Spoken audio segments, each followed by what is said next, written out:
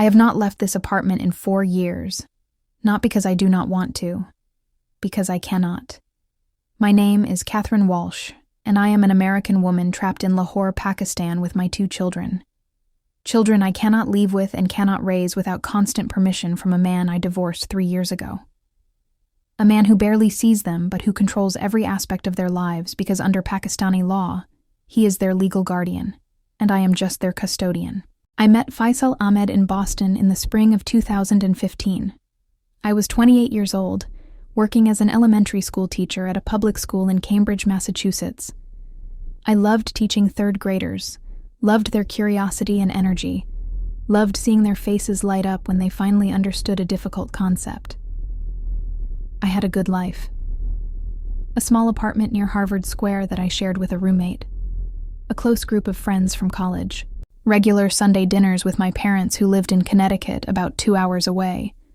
I was content with my life. Happy even. And then Faisal walked into a dinner party hosted by a mutual friend, and everything changed. He was 31, finishing his medical residency in cardiology at Massachusetts General Hospital. The party was at an apartment in Back Bay, crowded with doctors and nurses and other hospital staff. I almost did not go because I had a stack of essays to grade and lesson plans to prepare for Monday morning. But my friend Emily, who worked as a nurse at Mass General, had begged me to come.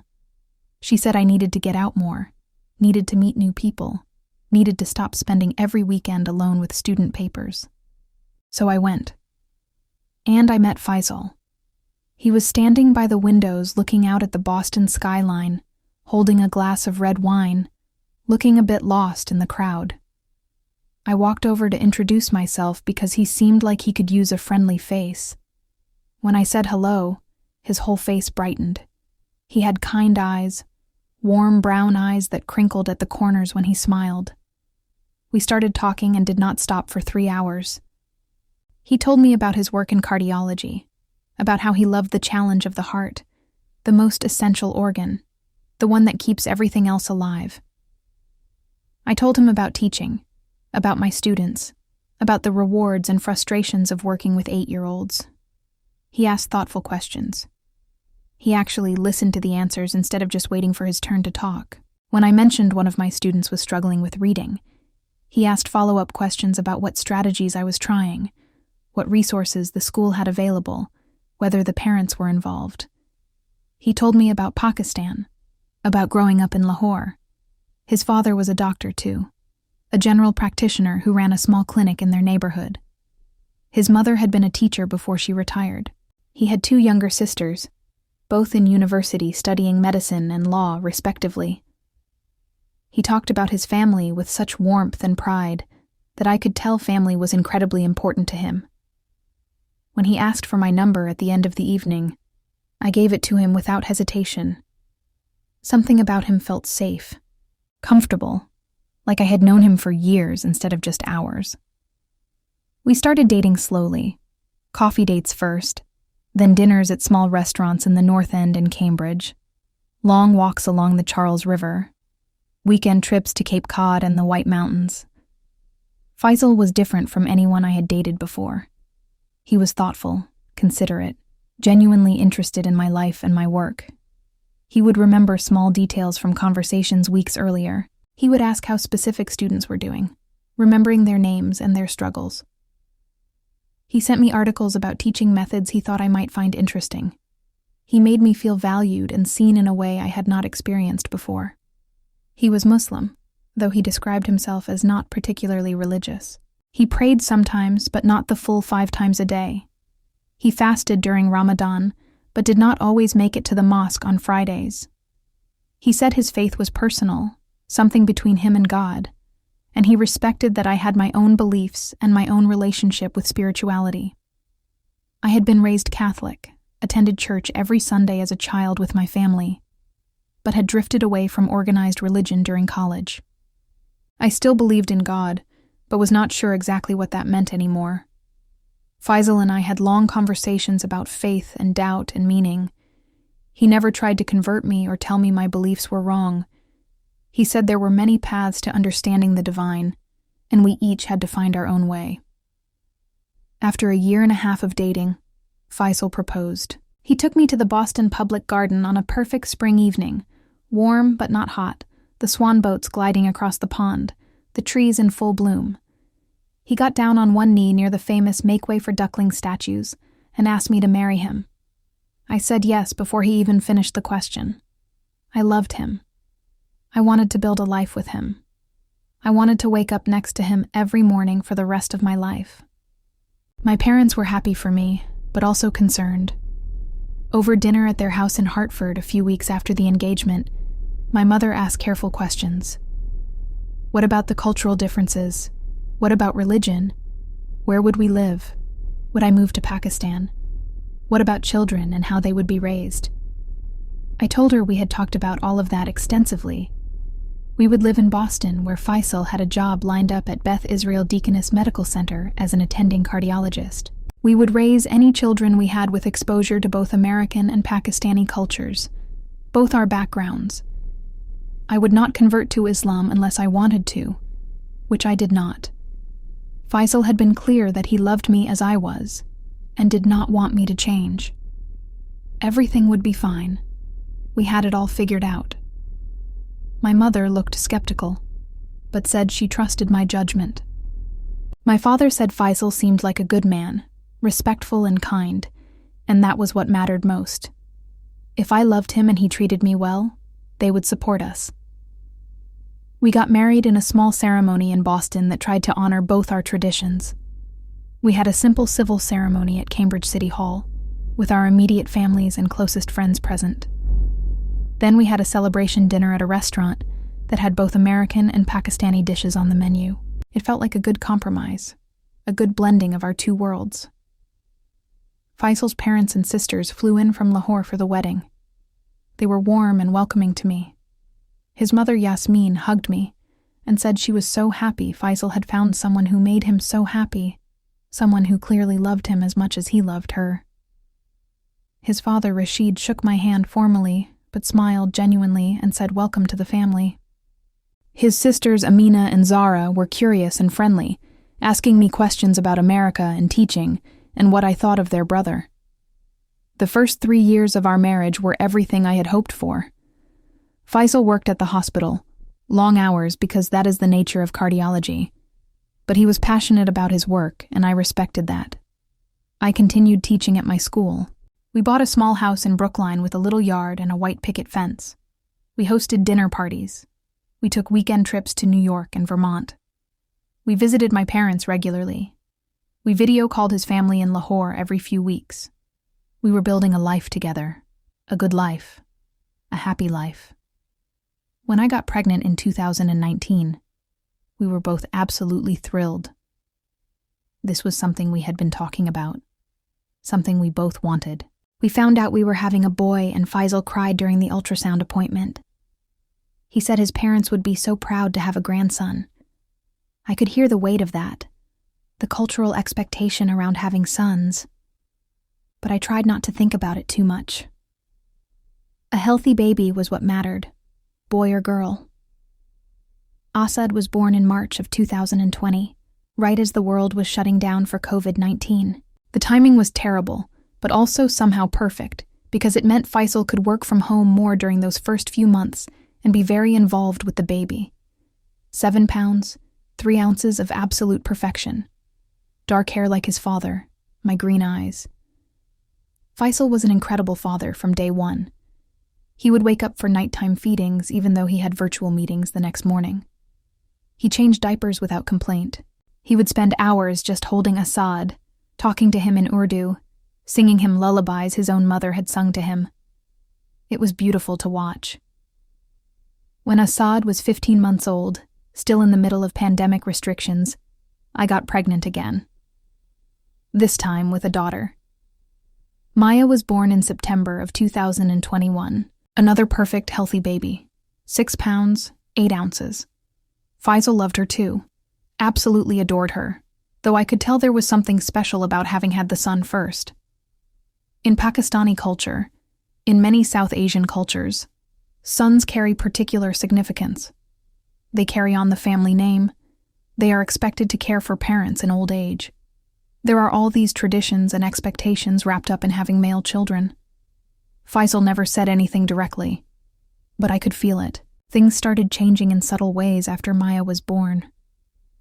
Faisal started talking more and more about Pakistan, about Lahore, about his family, about how much he missed them, about how his parents were getting older and deserved to spend time with their grandchildren while they still could, about how Asad and Maya should know their Pakistani heritage, should understand where their father came from, should speak Urdu as fluently as they spoke English. He also became more critical of how I was parenting.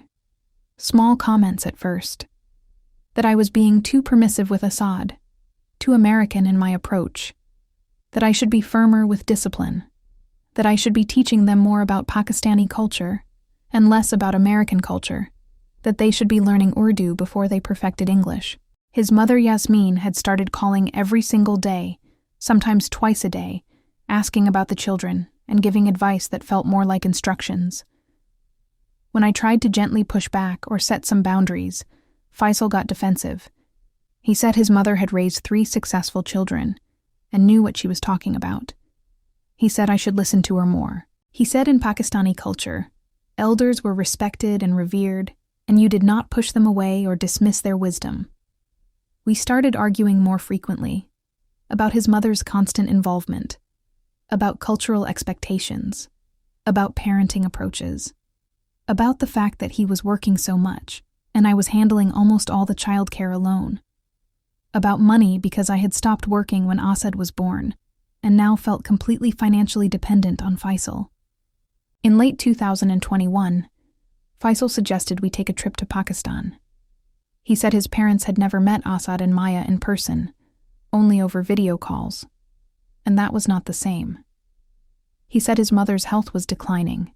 She had diabetes and high blood pressure, and who knew how much time she had left.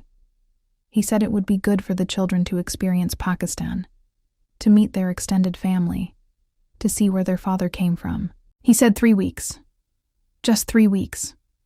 I was hesitant. International travel with a toddler and a baby sounded absolutely exhausting.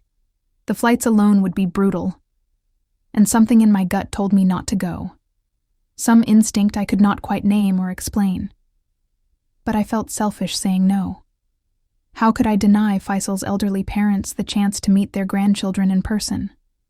How could I deprive Asad and Maya of knowing that side of their family? So I said yes.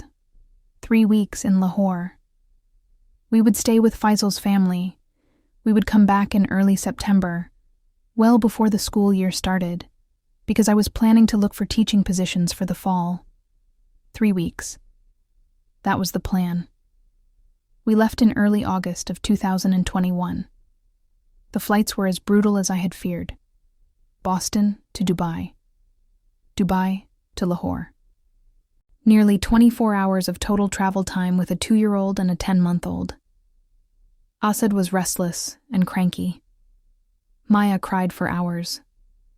By the time we landed in Lahore, I was exhausted beyond anything I had ever experienced, questioning every decision that had led to this moment. Faisal's family home was in Defense, a relatively affluent neighborhood in Lahore, with wide streets and large houses behind high walls. The house itself was enormous by American standards. 3 stories. Rashid and Yasmin lived on the ground floor. Faisal's sister Amina and her husband and 2 children lived on the 2nd floor. Faisal's other sister Zara lived on the 3rd floor, recently divorced and back with the family. It was loud and crowded and overwhelming. Extended family seemed to be constantly coming and going. Aunts and uncles and cousins I had never met. Everyone wanting to see the American wife and the half-American grandchildren. The first few days were a blur of meeting people, eating elaborate meals, being shown around Lahore. Everyone was incredibly welcoming. Yasmin cried when she held Asad for the first time, overcome with emotion. Rashid bounced Asad on his knee and made him giggle.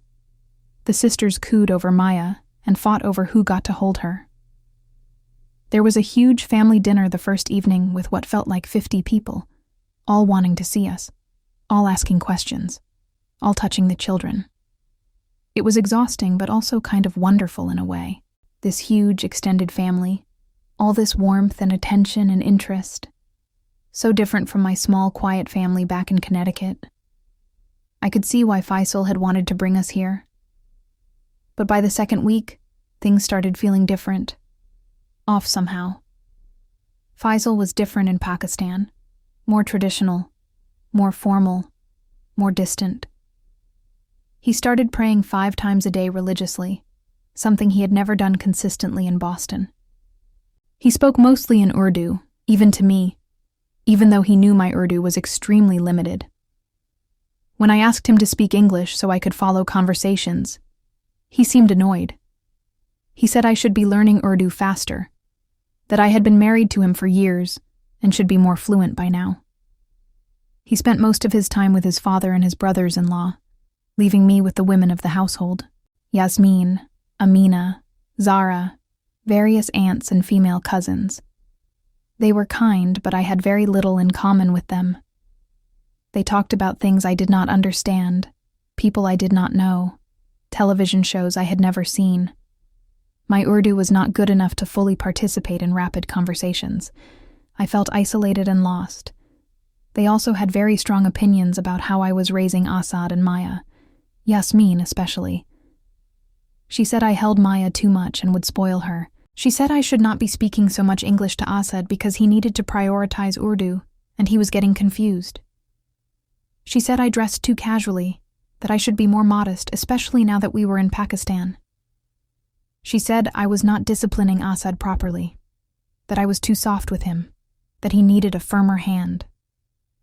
I tried to set gentle boundaries, to say thank you for the advice, but I had my own parenting approach that worked for us.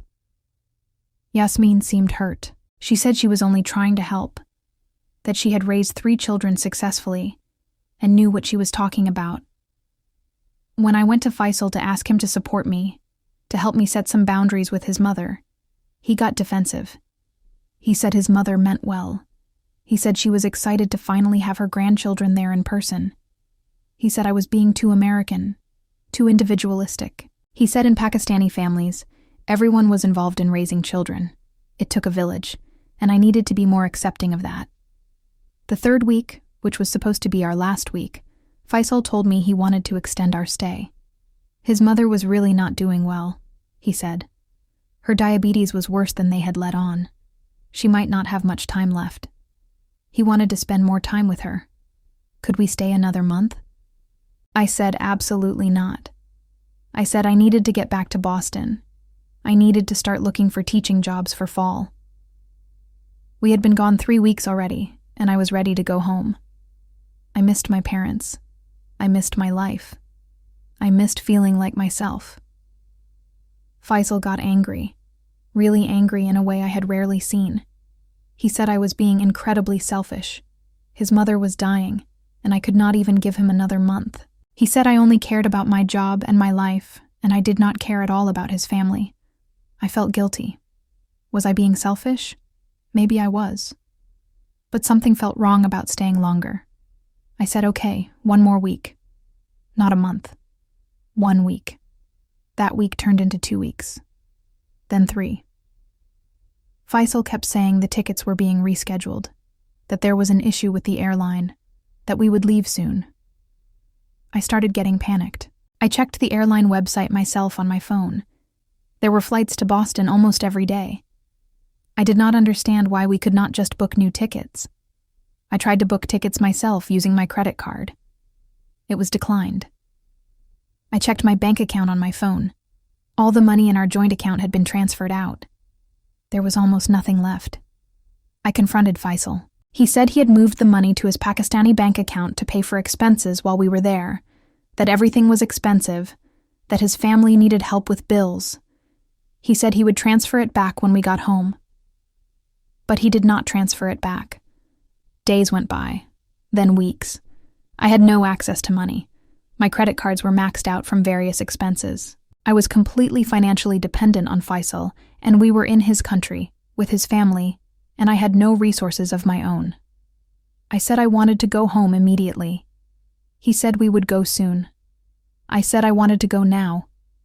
He said stop being so dramatic. Then I went to get our passports.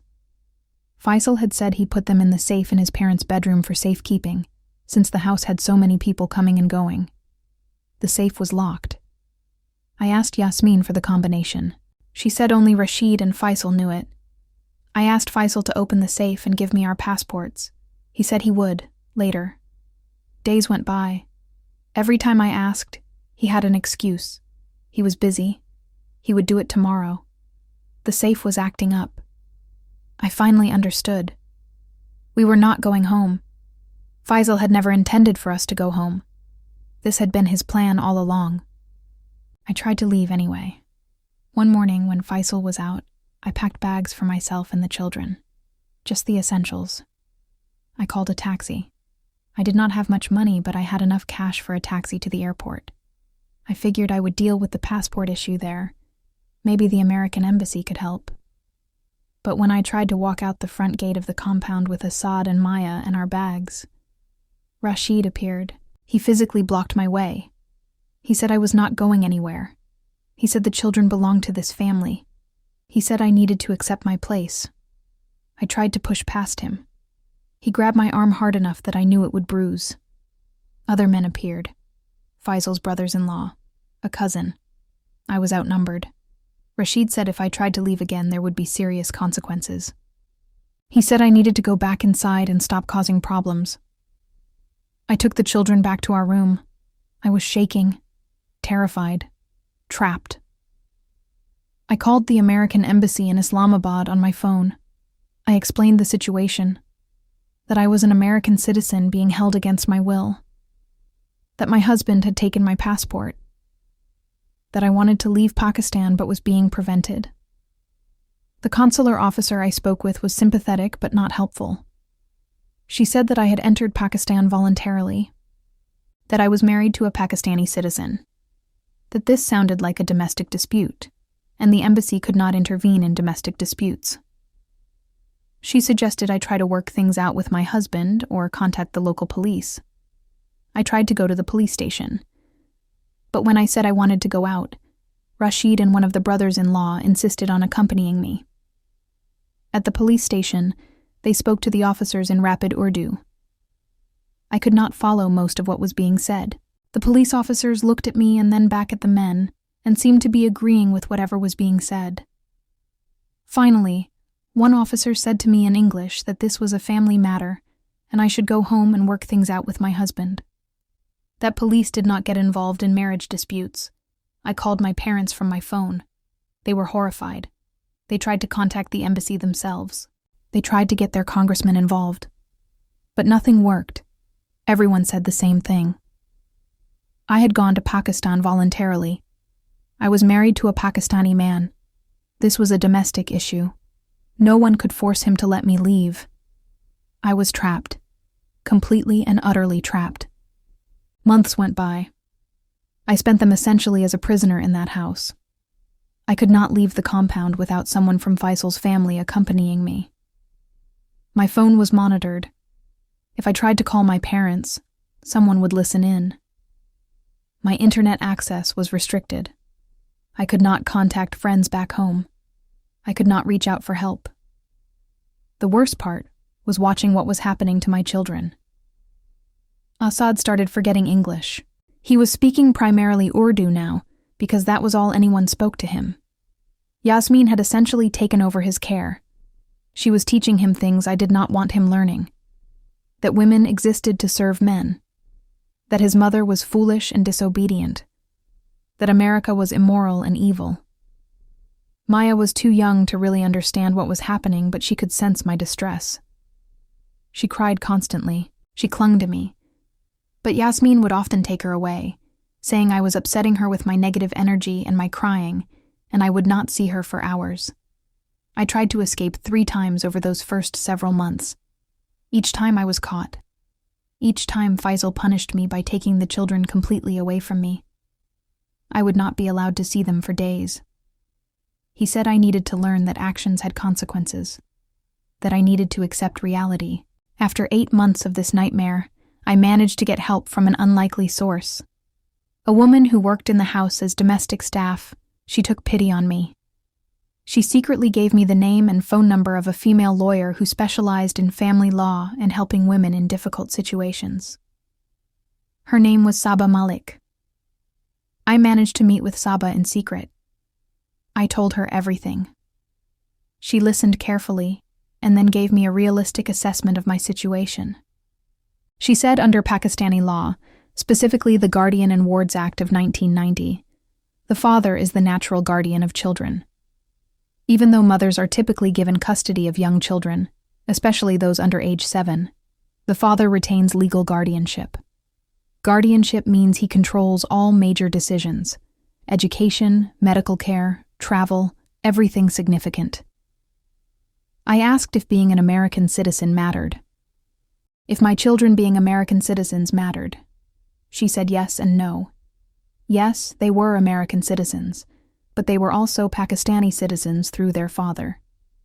And we were currently in Pakistan. Pakistani law applied. If I wanted to take the children back to America, I would need either Faisal's written permission or a court order. And getting a court order to allow me to take Pakistani children out of the country against their Pakistani father's wishes would be extremely difficult and could take years. But we had to try. I had no other options. I could not spend the rest of my life trapped in Lahore, watching my children grow up without me really raising them, watching them become strangers. I filed for custody. It took 3 months just to get all the paperwork together and filed with the court. Faisal was served with the papers. He was absolutely furious.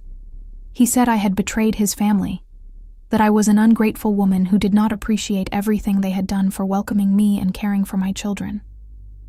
He said I would regret this. His family's treatment of me became even worse after I filed. Yasmin stopped speaking to me entirely. She would not even look at me. Rashid made it clear I was enemy number 1, that I had brought shame to their house. The sisters avoided me. I was completely isolated except for my brief secret meetings with Saba to prepare for court. The custody battle has been ongoing for 3 years now. 3 years of court appearances that get postponed constantly. 3 years of evaluations and investigations. 3 years of Faisal using his family's money and connections to drag everything out as long as possible. Saba has fought tirelessly for me. She has argued that Asad and Maya are American citizens who have a right to return to their country, that they have American grandparents who want to be part of their lives, that keeping them in Pakistan against their mother's will is harmful to them and harmful to me, that I am a good mother who should have custody and should have the right to return to my home country with my children. But Faisal's lawyers have been equally aggressive. They argue that the children are Pakistani citizens living in Pakistan with their Pakistani father and his family, that their father is here with a stable job and strong family support, that I am trying to alienate the children from their father and their Pakistani heritage. They have presented testimony from Yasmin and other family members painting me as unstable, as difficult, as not fit to raise Pakistani children in Pakistani society. The courts keep ruling largely in Faisal's favor. Yes, I have been granted custody of both Asad and Maya. Under Pakistani law, mothers do get custody of young children, but custody and guardianship are separate. Faisal retains guardianship, and critically, the courts have not given me permission to take the children out of Pakistan. I now live with Asad and Maya in a small apartment in Lahore that Faisal pays for, as he is legally required to do. We have our own space finally, away from his family home. But I still cannot leave. Every time I file a motion asking for permission to take the children to America, the courts deny it. They say the father has a right to be part of his children's lives. They say Pakistan is the children's country. They say removing them to America would sever their relationship with their father and his family. Asad is 5 years old now. Maya is 3.5. They speak mostly Urdu. They go to Pakistani schools. They are being raised Pakistani. Asad barely remembers Boston. Maya has no memory of America at all. She was 10 months old when we came here. I see Faisal twice a month when he exercises his court-ordered visitation. He takes the children for a weekend. When they come back, They tell me about visiting Grandma Yasmin and Grandpa Rashid, about their cousins. They seem happy when they talk about it, and I feel like I am losing them to a culture and a family that I am not part of. My parents have not seen their grandchildren in person in 4 years. Video calls are not the same. My mother cries on every call. My father is frustrated and angry that no one can help, that I am an American citizen being held against my will, and there is nothing anyone can do. We have contacted everyone we can think of. Senators, representatives, the State Department. Everyone says the same thing. This is a custody dispute in Pakistan. Pakistani law applies. The American government cannot force Pakistan to let me leave with my children. I have to fight it through the Pakistani legal system. But the Pakistani legal system is not designed for women like me. It heavily favors fathers. It heavily favors keeping children in Pakistan with Pakistani family. Foreign mothers have almost no leverage. This is my life now. 4 years in Lahore, still fighting in courts, still hoping someday a judge will grant me permission to take my children home, still watching them slip further and further away from me culturally and linguistically. I joined online support groups for foreign women trapped in Pakistan. There are dozens of us, women from America, from Britain, from Australia, all with similar stories. We came to visit. Our husbands took our passports. The law sided with them. We have been stuck here ever since. Some women have been trapped for over a decade. Some have given up and left Pakistan alone, leaving their children behind because they could not survive psychologically anymore. Some are still fighting after years and years with no end in sight. I refuse to give up. But I understand why some women do. This existence is unbearable. Every day is a fight. Every day is heartbreak watching your children become strangers. Asad asked me recently why we never visit America, why he has never met his other grandparents in person. I tried to explain in a way a 5-year-old could understand. I said Daddy and I have disagreements about where we should live, that the court has to decide, that hopefully soon we can visit America. But I do not know if that will ever happen. I have been fighting for 3 years through Pakistani courts and have made almost no progress on getting permission to leave the country with the children. This is where my story stands now, trapped, still fighting, still hoping. Saba tells me we have another hearing scheduled in 2 months. She is cautiously optimistic about this particular judge. She says this judge is known for being more sympathetic to mothers, more willing to consider the welfare of children over just deferring to fathers automatically. But I have heard this before. I have had my hopes raised and crushed so many times over these 3 years. The hearing takes place on a hot June morning in Lahore Family Court. The courtroom is small, crowded, loud, with multiple cases being heard simultaneously. Our case is one of many. Faisal is there with his lawyer, a prominent attorney his family has paid handsomely. I am there with Saba. We wait for hours before our case is called. When we finally stand before the judge, a woman in her 50s wearing traditional dress, I feel a small spark of hope. A female judge. Maybe she will understand in a way male judges have not. Saba presents our case again. She argues that I have been in Pakistan for 4 years now, far longer than the 3 weeks I originally agreed to. That I am an American citizen who wants to return to her home country with her American citizen children. That the children's American grandparents have never met them in person and deserve to be part of their lives. That Asad and Maya are being denied half of their heritage by being kept exclusively in Pakistan. That international best practices say children benefit from knowing both sides of their family and both their cultures. Faisal's lawyer counters that the children are thriving in Pakistan, that they are in good schools, have a strong support system with extended family, have a stable home environment, that their father is here and actively involved in their lives, that removing them to America would be disruptive and harmful, would essentially remove their father from their lives since he cannot simply pick up and move to America, that Pakistan is their country, their home, where they belong. The judge asks me directly why I want to take the children to America.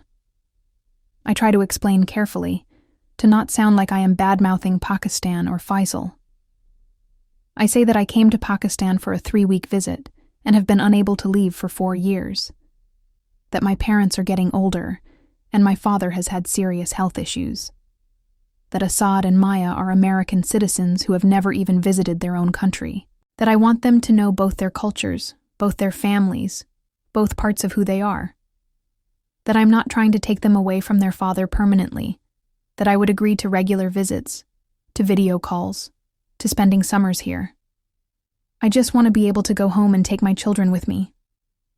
The judge asked Faisal if he would agree to let me take the children to America, with an agreement about regular visits back to Pakistan. Faisal says absolutely not. He says he does not trust me. That if I take them to America, he will never see them again. That I will find a way to keep them there permanently. The judge says the hearing is concluded, and she will issue a ruling within 30 days. Those 30 days are agony. Saba warns me not to get my hopes up too high, but I cannot help it. A female judge. A judge who seemed to actually listen. Maybe this time will be different. The ruling comes via official notice delivered to my apartment. Saba calls me as soon as she receives her copy. I can tell from her voice it is not good news. The judge has denied my petition to take the children to America. She says that while she sympathizes with my situation, the children have lived in Pakistan for 4 years now. Pakistan is their established home. Their father is here. Their extended family is here. Their schools and friends are here. Removing them to America at this point would be significantly disruptive to their stability.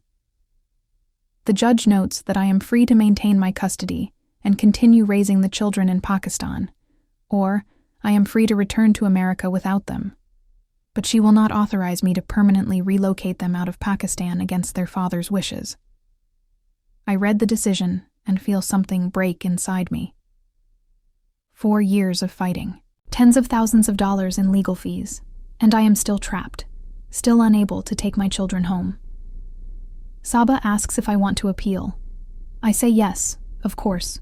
What choice do I have? She says appeals in custody cases are rarely successful and extremely expensive. I say I do not care. We appeal. The appeal process takes another 8 months. During that time, I watch Asad start first grade at his Pakistani school. I watch Maya start preschool. I watch them both become more and more embedded in Pakistani life, while their connection to America, to me, to my family, becomes more and more tenuous. Asad speaks to me mostly in Urdu now, even though I try to speak English with him. English is becoming his second language, the one he struggles with. When my parents video call, he is polite but distant. He does not really know them. To him, they are just these old people on a screen who his mother says are his grandparents, but who he has no real relationship with. Maya has no memory of America at all. When I try to tell her about Boston, about snow, about my parents' house with the big backyard, she listens, but it means nothing to her. They are just stories about a faraway place she has never been. The appeal is denied. The higher court says the family court judge correctly applied the law and properly balanced the various interests, that the children's established life in Pakistan outweighs my desire to return to America. I am out of legal options. Saba says we could try filing new petitions based on new circumstances, but she is not optimistic. The courts have made their position clear. The children are Pakistani children living in Pakistan with their Pakistani father and his family. I can stay and maintain my custody, or I can leave without them. Those are my only choices. I cannot leave without them. They are my children. So I am stuck. My parents are desperate to see Asad and Maya in person. They offer to come to Pakistan again. They visited once, 2 years ago, for 2 weeks. It was difficult. Asad and Maya barely knew them. The language barrier made connection hard. My parents stayed in a hotel and came to our apartment during the day. It was awkward and sad. They are planning another visit now. My father is 72. He had a heart attack last year. He recovered, but he is not as strong as he once was. My mother is 68 and has arthritis that makes travel painful. But they are determined to see their grandchildren. They arrive in Lahore in October. They have brought presents for Asad and Maya. toys, books, candy. The children are polite, but not particularly excited. My mother cries when she hugs them. My father looks at Asad and Maya like he is trying to memorize their faces. We spend 2 weeks doing tourist activities, visiting Lahore Fort, going to parks, eating at restaurants. My parents try so hard to connect with Asad and Maya, but it is difficult. The children are shy with them. They do not share a common language or culture anymore. My parents leave heartbroken. After they are gone, I sit in my apartment and wonder how my life became this. 4 years ago, I was a teacher in Boston with a husband and 2 small children and a good life. Now I am trapped in Lahore, unable to leave, raising children who are becoming strangers to half their heritage. I think about escaping, about getting fake documents somehow, about trying to cross the border into India or Afghanistan or Iran with the children, about making a desperate run for freedom. But I know it would not work. Pakistan has strict exit controls for children. Names are checked against databases. If there is any indication of a custody dispute, children cannot leave. We would be caught. I would lose custody. Faisal would get the children completely, and I would probably face criminal charges. So I stay. I show up to parent-teacher conferences at Asad's school. I take Maya to her preschool activities. I go through the motions of normal life in a country I never chose as my home. Faisal has started talking about remarrying. He mentions it casually during one of his visitation pickups. He says he has met someone, another Pakistani woman, and they are talking about marriage. He says his parents think it is time, that the children need a stable 2-parent household, that this woman would be good for them. I feel sick. My children will have a stepmother. Someone else will be involved in raising them, and I will have no say in it whatsoever, because Faisal is their guardian and makes those decisions. I contact Saba and ask if Faisal remarrying changes anything legally. She says no. He is their father. He can remarry if he wants. The new wife will likely be involved in the children's care during Faisal's visitation time, but it does not change custody arrangements. I realize there is nothing I can do. Faisal holds all the cards. The Pakistani legal system has given him everything. I am powerless. On Asad's 6th birthday, I throw him a party at our apartment. I invite some children from his school. I make a cake, decorate, buy presents. Faisal comes to drop Asad off in the morning and pick him up in the evening. When Faisal arrives at the end of the party, Asad runs to him excitedly, telling him all about the party in rapid Urdu. Faisal smiles and ruffles Asad's hair. He looks at me with this expression that says he won. He has Asad's love and loyalty. He has the children. He has everything. That night after the children are asleep, I sit alone in my living room and let myself cry. Really cry, in a way I have not allowed myself to do in front of the children. I cry for the life I lost. For the 4 years trapped here.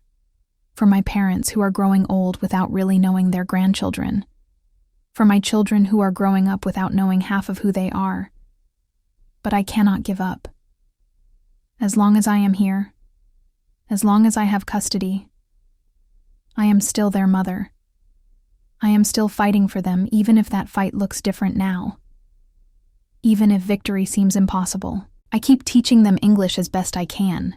I keep telling them stories about America, about their grandparents, about snow and beaches and big cities. I keep showing them that there is a whole other world out there beyond Lahore, even if they can never see it. I keep video calling my parents every week so Asad and Maya hear their voices, see their faces. So there is some thread of connection, even if it is thin. I keep looking for any legal avenue, any new strategy, any possibility of change. Saba says there are reform efforts happening in Pakistan around custody law, that women's rights organizations are pushing for changes, that international pressure is building, but change is slow and may come too late for me. Asad will be 18 in 12 years. Maya will be 18 in 14 years. When they are adults, they can make their own choices about where they want to live, whether they want to know America, whether they want a relationship with my parents. I have to hold on to the hope that by then, they will want those things, that they will understand what happened, that they will not blame me for the years of separation from half their family. But 12 years is a long time. 14 years is an eternity. My parents may not live that long. I will be in my 50s. My children will be adults who barely know me, who were raised primarily by their father and his family, who think of themselves as Pakistani first and American second, if at all. This is my reality. This is what happens when you trust the wrong person, when you agree to one visit that turns into a prison sentence, when you do not understand the laws of a foreign country until it is too late. I look at other women in my support group who have been trapped even longer. Women who came for a visit 8 years ago, 10 years ago, 12 years ago. Women whose children are teenagers now, fully Pakistani, with no interest in their mother's home country.